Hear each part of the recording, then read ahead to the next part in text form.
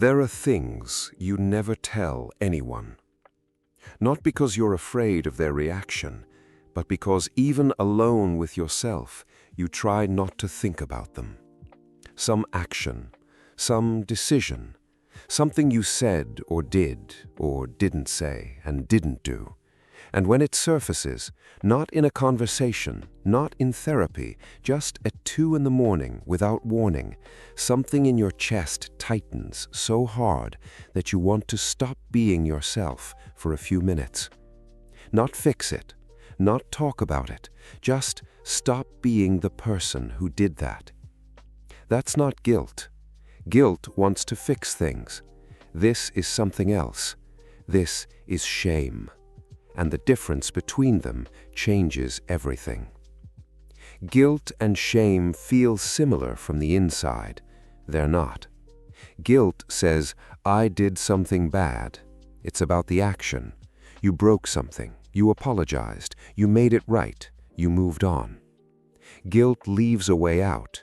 It's actually a functioning moral compass. Shame says something different. I am bad. Not my action, me.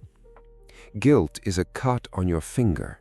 Shame is the belief that you are rotten all the way through. It doesn't attack what you did, it attacks who you are.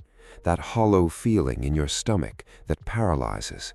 That voice that says hide, don't show up, don't let anyone see the real version, because if they did, they'd leave.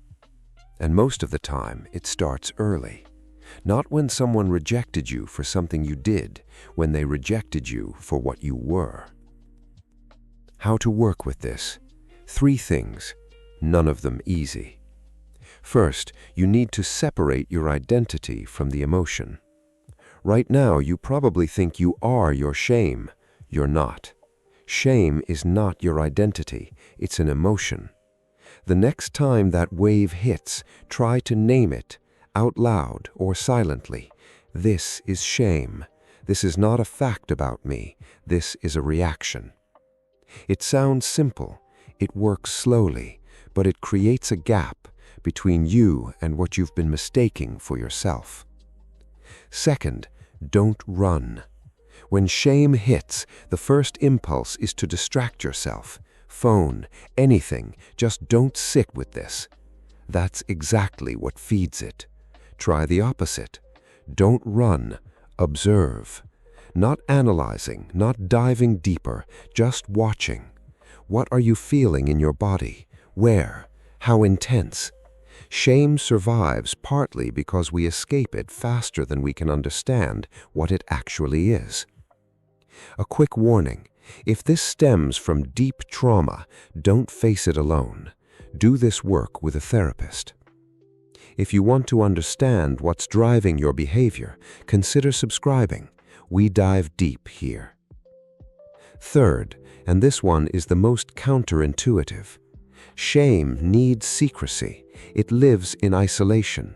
Brené Brown spent years studying this and proved that shame loses its power the moment it's named in the safe presence of another person. This doesn't mean telling everyone everything.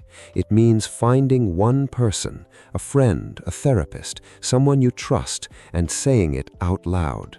Not to get approval, but because shame convinces us that if someone really knew, they would leave. And when someone stays, something in that conviction breaks. Shame doesn't disappear in one conversation. This isn't a linear process.